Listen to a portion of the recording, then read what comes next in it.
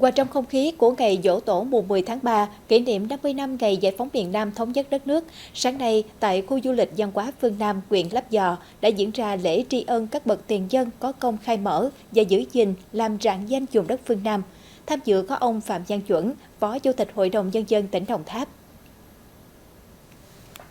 Tại đây, con cháu họ Đặng cùng bà con các dòng họ của đại gia đình các họ tộc trong cả nước đã thành kính dâng hương và cung kính dâng hoa vật phẩm, bày tỏ lòng ghi nhớ công ơn, tri ân và tôn vinh các bậc tiền nhân, anh hùng liệt sĩ qua các thời kỳ kháng chiến đang được thờ cúng nơi đây.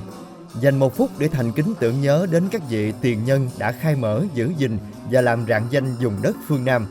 Được biết, từ năm 2016 đến nay, vào ngày mùng 8 tháng 3 âm lịch, khu du lịch văn hóa phương Nam đã đều đặn tổ chức lễ hội tri ân tưởng nhớ các tiền nhân nhằm thể hiện đạo lý uống nước nhớ nguồn của dân tộc.